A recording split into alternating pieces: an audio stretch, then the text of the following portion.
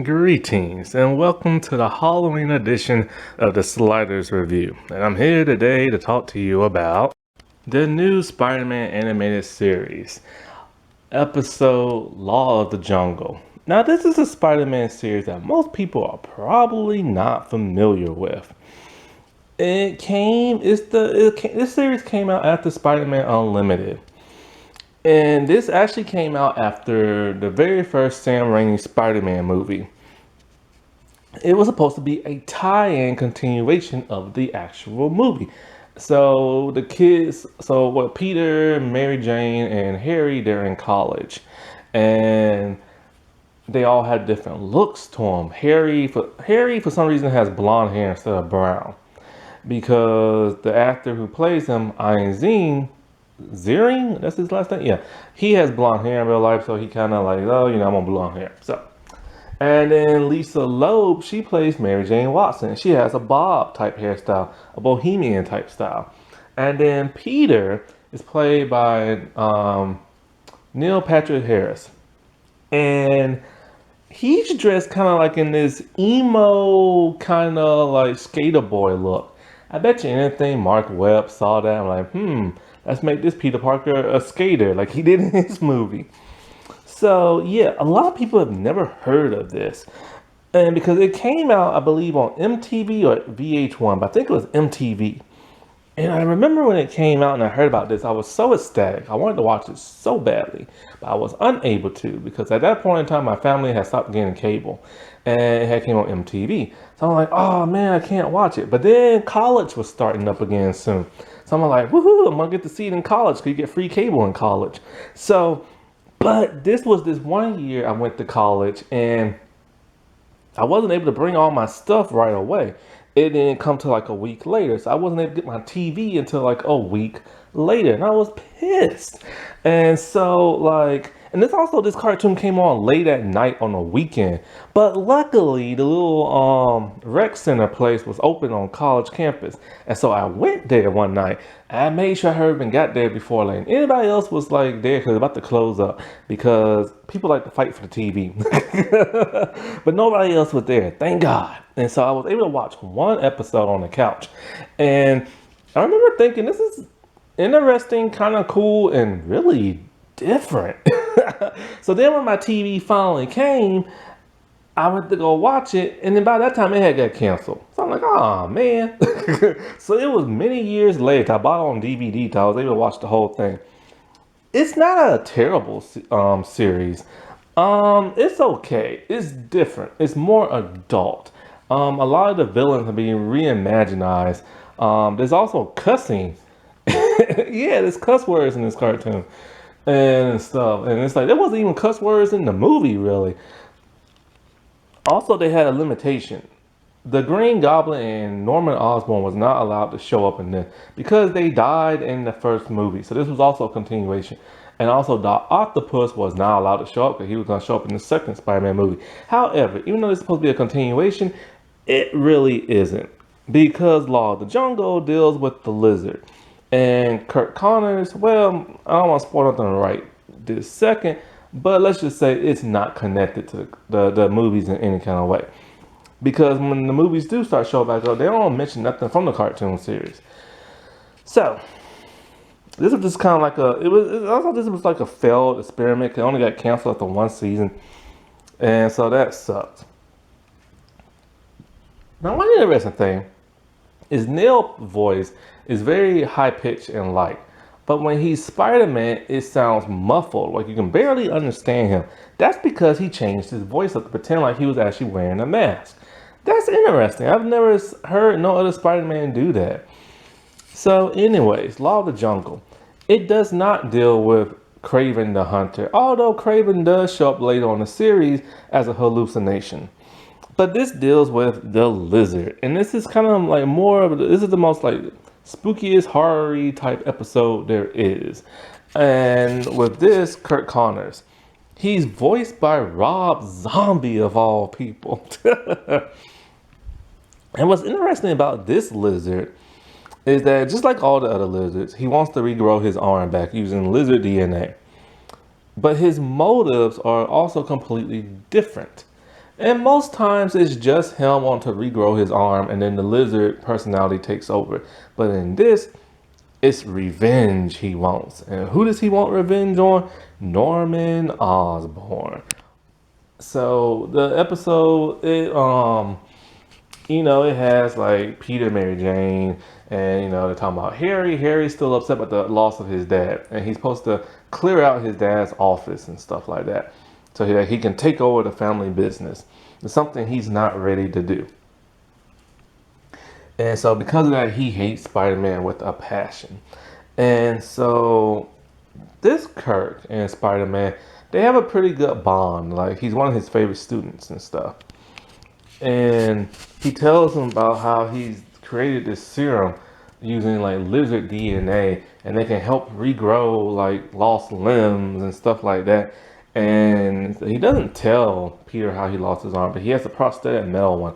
And when Peter leaves and stuff, he can't wait. He can't wait to test it out safely, so he tests it out on himself. And so throughout the episode, you can start to see his arm like grow back, but he has it wrapped in a bandage and stuff. And as he's walking by, he sees like this like robber type dude, and so the robber type dude puts the gun in his face, and Spider-Man saves the day. I gotta say, the animation on this is weird.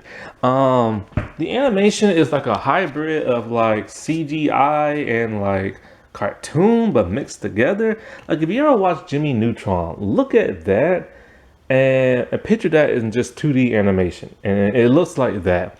The mouth movements are weird, the way they move is weird, but the way the people are drawn is really cool. However, Spider-Man is the only one who looks weird. He looks like some type of bendy toy with weird joints and everything. And his web pattern is similar to that of the Sam Raimi one, where it's like the white lines. But some of the lines are white and the other ones fade away and disappear. So you get like half lines, half not, and it's just weird. And and when he's in his Spider-Man costume, he looks shorter for some reason. He just has an odd, weird shape. Also, his web slinging is terrible in this show. This is the only cartoon series I've ever seen Spider-Man's web slinging be like this, like dreadful to look at and stuff. It just looks bizarre in the way he moves his body. They did not take their time when doing that. And so like, after he saves the day, the cop is kind of like, "Oh, Spider-Man, you're a menace," and da da da. And Dr. Khan's like, "He saved my life," and he's all like, "Well, whatever. We'll go down to like the station and talk this out." And then next thing you know, Peter shows back up because he late on. He leaves and stuff, and then he comes back as Peter and changes his costume. And then the cops are like, "Oh, we want to talk to you downtown and stuff." The cop voice is Ed Asner. Rest in peace, Ed. He died just a couple of months ago, and I think a month ago actually. And so he was the original voice of J. Jonah Jameson. And what's funny is that there's another JJJ in this, but he's voiced by a different person. And so, as they're there at the police station, they're all both being interrogated. And the cop is really laying it into Peter and stuff. And then next thing you know, like the lights go out, and then Kirk Connors transforms into the lizard. And when he does that, he kills the guy who tried to rob him and rips off his arm. Yeah, this show is pretty violent. People actually die in this cartoon series. And so, like, now this lizard has a different look than any other lizard. He has the snout, unlike the one from Mark Webb's. But this lizard doesn't look like the crocodile man like most lizards do, or the iguana type. He looks like a iguana with these spikes on top of his head. It's a more of a menacing type look. And sadly, he's completely naked. No clothes. No lab coat, no nothing.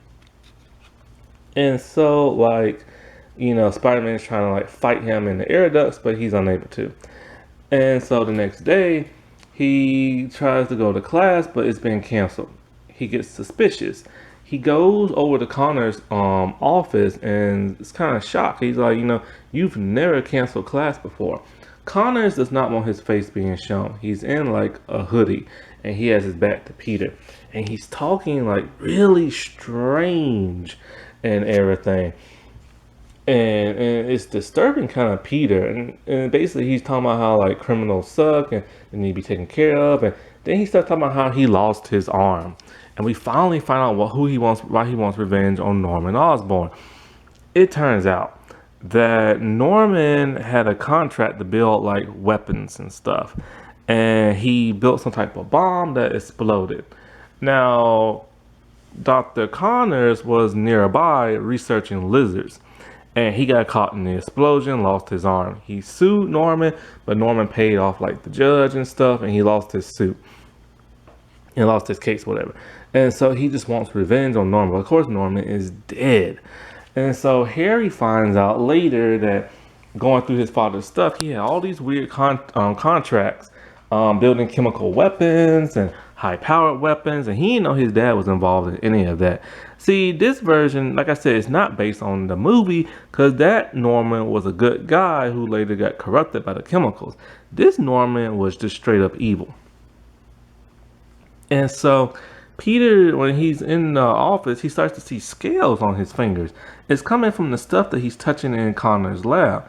So he's starting to get very suspicious because he remembers Connor was talking about regrowing limbs with lizard DNA, and then he just fought a lizard. So he takes like his coat.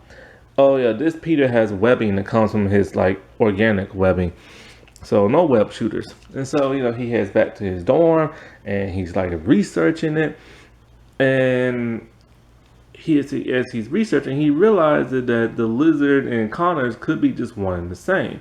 And when he heads back, he sees that Connors has like a newspaper article talking about how Norman got sued because of an explosion, this and that. So he's worried. So he heads to Oscorp because he knows Harry's over there. So as Harry's going through his stuff, the lizard's there. Mine is completely reptilian.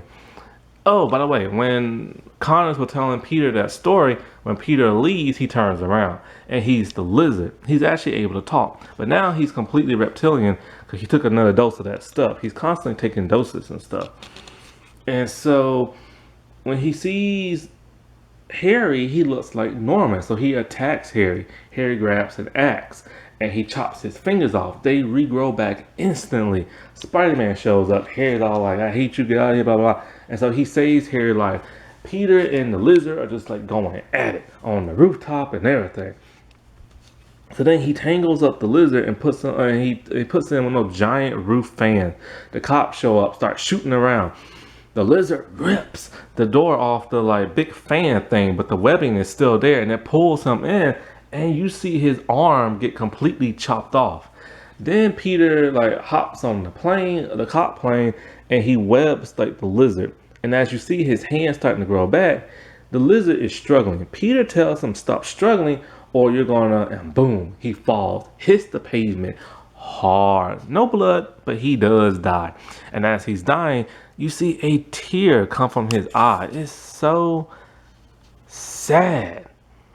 But this Peter is weird. He doesn't even really try to save Connors. He could have webbed him up again, but he didn't. And so Peter's upset by this because he knows that Connor is the lizard and that he couldn't save him. This Peter deals with a lot of dread in this series, like a lot. And he's constantly worried about stuff. But it's something you really don't ever see Toby's Peter doing. And another thing you don't see Toby's Peter doing is making jokes. This Spider-Man makes jokes and stuff, and he's very sarcastic. So then he's like talking to Mary Jane and Harry, trying to cheer Harry up because Harry's like sad about like he just saw Spider-Man and talking about like he reading stuff about his dad. And Mary Jane actually kisses him in this. Now Mary Jane in this whole series have been contemplating if Peter and Spider-Man are one and the same. But it ends with Harry in grief looking at a picture of his dad, because what upset Harry the most was when he was going through his dad's stuff, his dad kept a picture of him and Harry in the drawer, not on the desk, but in the drawer. And it hurts Harry so much because Norman never really acted that way, like he cared about him, which is different because we saw that he does care for him in the movie. And because the lizard died, and we know that Connors show up in the three Spider-Man movies, then this cannot be tied into the series. I don't think this series is on Disney Plus, but I might be mistaken. It is an interesting series, and it is on a very tragic and sad cliffhanger. Like I could not believe. I can't wait to talk about this series more in depth. But yeah, it's a really interesting series. Like it wasn't like terrible, but it was pretty good. Like you know what I'm saying? It just had strange animation and stuff. But other than that, you know, they redefined all the villains and made them have like really interesting plots and stuff. And I really like this take on the lizard because you never really see him just wanting revenge. You just always want to see him like restore his arm, and then like the lizard takes over. You know, that wasn't that spooky. All right, well, I shall talk to y'all later. Bye.